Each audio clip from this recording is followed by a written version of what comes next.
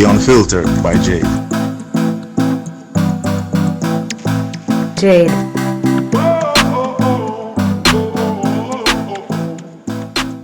Welcome to the Unfiltered by Jade, where we get out of the box and dive into topics that are sidelined. I look forward to entertain, educate, and inspire. Feel free to like, share, subscribe, donate, and make everybody know about this.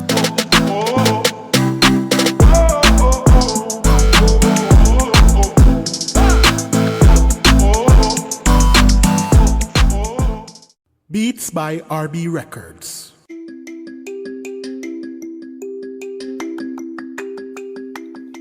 Shopping assistance, your style, your budget.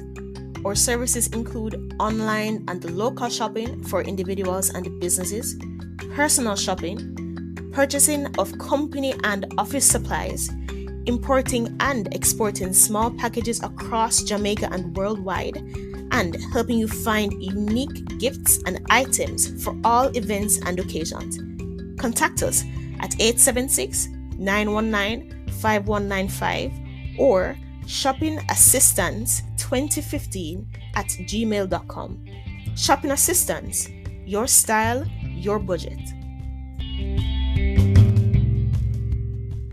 Welcome back to the Unfiltered by Jade. Today we have with us here a special guest. His name is Linwood Jackson Jr. and we are here to speak about the topic mental and devotional lifestyle. So Linwood, he's an educator and an author. Hi Linwood, how are you? I am happy to join you today. I'm doing good. Awesome. I'm happy to have you here too. So we're going to jump into the conversation. I want to know, what does a mental and devotional lifestyle mean to you, and how do the two integratively work together in your daily life? It's not as complex as it may sound. There is, when we grow up with religion and we grow up with spirituality. And one of the things that is missing from it, and especially I'm finding from the different conversations that I have with different people, is personal active involvement. And that can sound very weird because you're going to church and that's personal active involvement. Depending on what faith or denomination you have, you're doing specific things tied to a daily ritual or such, and that's daily active involvement. But the flip side of that is our human being isn't simply just designed to act. We are a thinking and feeling bunch of folks on this planet. And the routine in and of itself of what a religion can be or of what a spirituality can be, it can be very tiring to the point where it now feels as if you're simply just doing to do. And that's where the aspect of a mental and a devotional experience kicks in, because your devotional character should represent a sort of mentality and mindset for what you want to get out of that sort of experience. So we're used to just doing things by routine. We're used to just taking in doctrine and holding it firm. And when it is challenged, we become defensive, or in some sense, offensive defensively. But psychologically, that plays a way in us departing from an actual experience and relying on what we are fed through stimulus, when initially our stimulus should actually be tied to what is going on within us, receiving personally, receiving inwardly, and letting what is received inwardly touch what is mental for the purpose of our devotional character being engaged with itself without us having to engage it by its own self. And that reminds me of a book that I wrote and published, A Faith That Works. And I wrote this book for ministers because many ministers were reaching out to me and they were telling me that even though they're standing in front of the pulpit, they don't believe what they're preaching. That struck me because there's not just one, there are a number of pastors out there that are standing in front of people and they don't believe what they're preaching anymore. And it comes from the fact, as in the conversations that I'm having with these folks, is that their faith, they have to work for their faith to work for them instead of their faith working for them. And so that's what a mental and a devotional experience is where your belief, you're not doing anything to stimulate your belief. Your belief is actually stimulating you to intelligently investigate it. And on a daily basis, that can be reflected in how we relate to ourselves and then how we relate to other individuals. If we're able to go through the things that we go through and in a way that is reasonable and in a way that is reflective, when we see other people out there and the sort of lacking that they may have in their character and in the culture of their character, well, then we're going to be able to tap into the experience that we have gone through personally to be able to handle them in a way that is respectful to the level of where their endured behavior is at. And that's how it plays out on a daily basis, both with self on that same level of behavior and that same level of empathic, consistent treatment with ourselves and then with others. You struck something. So the other question I have is that some people really struggle with guilt or pressure of their own spiritual journey, right? And that can also include pastors, as you have touched on. How can one find balance between discipline and grace in developing a devotional routine? And you spoke about routine, but if it is that we want to find balance between them, what is it that we can do? Well, what I will say is that the key to mental, spiritual, and devotional character growth and development is forgiveness. And we live in a culture, and when I'm saying culture, I'm keeping everything that I'm saying tied to the spiritual and devotional realm. Our spiritual, devotional, religious culture, it keeps us in a state of unforgiveness because the things that we're taught and the things that we take in, they keep us in a place where we believe we're lacking. We believe we're not good enough.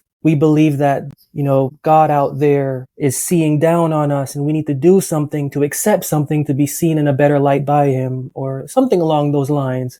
We would imagine on different levels. But forgiveness is the key. But unforgiveness, though, is something that we have to get past. So we live in a state due to our religious, spiritual, and devotional culture of unforgiveness. Our beliefs keep us in an unforgiven state. And that keeps us walking a dreary, zombie-like experience. I'm just thinking about what you're saying. And I was having a conversation recently in terms of forgiveness, because you're saying that one of the things that we need to tap into is to learn to forgive, basically. Self first and then others, yes. Yes. And the truth is, it's hard to forgive others and ourselves when we have not acknowledged the problem first. So if the problem is not acknowledged, then we can't forgive, right? Because then what are we forgiving? And sometimes we want to hold on to who did us something, or even if we did ourselves something and we made a mistake and, we're judged wrongly or we feel bad about it, we want to hold on to it because it keeps on reminding us that, hey, I'm not good enough. And sometimes people want to hold on to it. So people are not able to forgive themselves and persons because sometimes they're struggling with their own selves. And that's where, even though I said forgiveness is the key, the center of that forgiveness is the idea of unforgiveness. Everything that you just said, unforgiveness, being able to escape the depth, the barrier that unforgiveness has, that will lead to forgiveness. The key to that middle dividing part between our being graceful enough or receiving grace and mercy, and then also being able to move forward. So there's forgiveness, but the key to that forgiveness is being able to escape the mindset of unforgiveness. So being able to get past everything that you just said. And that goes, I'm going to tie that back to the devotional and mental culture. The things that we take in from when we are going through scripture and we apply them practically on a daily basis, it's those episodes in our life where we actually learn, I need to stop, because we're putting the philosophy to use. It's no longer about the routine now. It's not about, I'm eating this wafer, or I'm wearing this around my neck, or I've got this thing hanging from my car rearview mirror, or I've got this picture on my wall. It's not any of that anymore, because the experience is now being internalized, and what's being cultivated is philosophy. And when philosophy is cultivated, that's when love is breeded. And when love is breeded, that's when unforgiveness can break its shell. And when unforgiveness can break its shell, then that's where we get true and genuine forgiveness. So it's that process, and it's a very detailed and very personal process that someone has to be willing to go through with themselves to go through that process. But if we can go through that process, and as painful as it may be, as ugly as we are ugly, and that's okay. If we can go through that phase of seeing the ugliness of ourselves, unforgiveness gets broken and we can tap into forgiveness. Love that. For someone trying to rebuild mentally or spiritually after burnout or trauma, what is a good place to start? With themselves, and with themselves to the point of understanding what has traumatized me. I have an online class, and what I like to do is guide the folks there into an experience of where they already have the answers for what they want. So for example, someone comes to me, and this is true. They say, my religion has hurt me. My belief has dehumanized me. But the thing is is that even though I feel this dehumanization from what I have previously believed, I don't want the experience to go away. Because even though I feel that hurt, I know that there is more than this hurt, but I can't get past this hurt. I want to know why, I want to know how, and I want to know when, and I want to understand what to do. And so one of the things that I like to do is help individuals understand that what actually is the root of that trauma. And even though someone or something or some God may have caused that trauma to you that was being preached to you, even though that wasn't the real person doing it or the real thing doing it or real God doing it, what's the heart of that? And then also, how did you play a part in that? Because by doing that, well, then you flip the situation upside down and then you get the person involved in a way that they hadn't before, to where that they can now understand that their trauma was actually a blessing. Linwood, I'm gonna. Yeah. How should I say this? So people have a false belief that because they're Christians or they're going to church regularly, that bad things won't happen, and that's not biblical. No, it's not. If it is that people read the scriptures for themselves, and I'm an advocate for it, and I think people ought to not just take what they're hearing from the pulpit, but also read the Bible for themselves. And if people are doing that, then they'll realize that throughout the Bible, what is happening to humankind, whether traumatic, whether it's whatever it is, grief, pain, it's happened because of the fall that happened. And throughout that, it has continued, right? So not because we're Christians, even if you read it in the Bible, people who were Christians, Lazarus, all David, all John, whoever it is you want to think about in the Bible, who God had called, things happened to them. But the perspective is, how am I going to view this? How am I going to stand here and see it? I can either see it as, woe to me, God failed me, or God, what are you using this for? Right? So the perspective makes a difference, and we have to clean our lens sometimes and say, okay, am I looking at this just from anger? Because the truth is, we can be angry. We can have feelings, because the Bible speaks about Jesus having feelings. Jesus wept, right? He has feelings. Okay. So we can be angry when people were in the tabernacle or in the church and they were selling stuff. He threw stuff away. He was angry. We can have our feelings. But after we sit in our feelings and we figure, okay, why am I angry? Why am I sad? Why am I in grief? This trauma has happened to me and I'm not able to deal with it. Why? We have to always go back to the why and deal with it. God is not a God that he's going to perpetually put you in these things. But sometimes we also put ourselves in it and then we blame God for it. We do. Yeah. And that everything you're saying, it ties back to 1 Samuel, where it says the Lord is a God of knowledge. And I'm pointing that out because, again, what you were saying reminds me of Job. And I used Job as a perfect example for people that are struggling with trying to manage their spirituality based on their observance or attendance at church and with rituals in church or outside of it. So you've got Job. Job did everything, and I like to put this in a modern way. Job went to church. Job touched the foot of the idol Jesus on the cross in the church. Job paid the tithes. Job ate the wafers. Job followed everything. Job did everything for his God, and he did it to the best, and he did it perfectly, and none of it did anything for him. Okay. None of it stopped trauma. None of it, in the preservation of what he was doing, caused his spouse to encourage him to be more faithful at the moment. None of it preserved the lives of his children or any of his stocks. And I give this example because we tie ourselves to a spirituality that is based off of religious, when the illustration in Job shows us that a spiritual religious religion is not that credible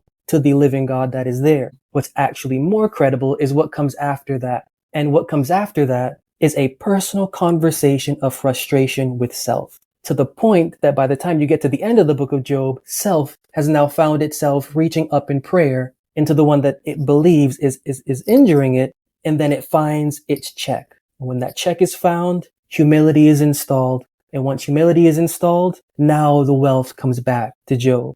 So I like to use the book of Job as a powerful book, because we like to base what we think on traditional thought, on ritualistic behavior, on characteristics that are familiar to what we would deem or define as religion or spiritual. But the book of Job has a philosophical culture that lets us know that the living God doesn't really care about any of this, but only about the you in you and how you perceive that you yourself. And that takes you struggling with yourself to understand that you, so that you can value that you and the one that put you in that predicament. Very true. So that's that. Again, that goes back to the balance of how we get that balance. And then that goes back to the personal, devotional, and mental culture that we're supposed to have, because our devotional conversation should not simply just be some illusory thing that is giving us stimulus through some physically religious thing. It should be more of a working within in order to engage what we are going through on a daily basis with ourselves and with others. Lovely. With all these different aspects of life that we have to deal with, how do we stay grounded in devotion without feeling overwhelmed? Well, I think that goes back to knowing one's devotional character. And the way I like to talk about this is that each and every single one of our religious beliefs is born inside of the womb of a religious denomination. And there are a lot of individuals that are walking around still in the womb of their denomination, and they have not allowed their devotional conversation to be born. So they're still in that womb. The belly's still big. They're still in there. It's been 25, 35, 70 years, and they're still in that denomination's womb, and they're not born yet. They haven't passed out. That's sort of the illustration of, those that love their life will lose it. Those that hate their life will keep it. Yep. And that's a philosophical conundrum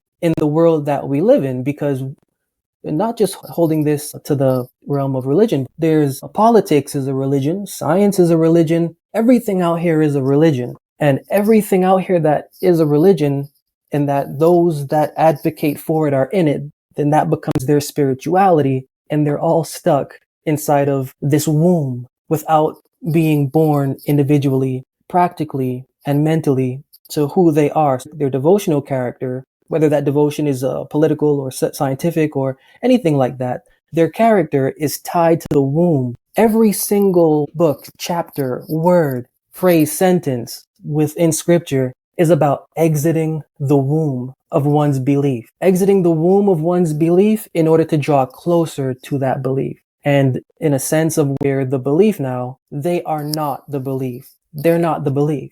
Just as each and every single individual, if we had to see them, we would say that's a unique person. They're unique. They're their own character. They have their own likes and their own dislikes. They have their own specific beauty to them, whether that beauty is seen in their anger or in their softness. No matter what they're doing, that's their beauty. That's their uniqueness. Each and every single individual has a devotional character that's unique to them. And whether that devotional character expresses itself however it will, that's unique to them. That devotional character that we have to be able, the Bible has a philosophy that trains us in this, is we have to be able to separate our being from the being of our belief. And to the point where now our being can actually marry the being of our belief, and that marriage can come together to form a more perfect union of who we should be as a person. So to answer that question is to be able to understand the union that we're missing with ourselves, the love that we are missing first within ourselves, and then the devotional character that we're missing that is going to tie that love to ourselves in that sort of firm, fond union to make us more efficient as human beings, make us more optimal for the kind of goals and the progression of what we want to do and what we envision for ourselves. That union is the mission that we have in this life until we die. And True.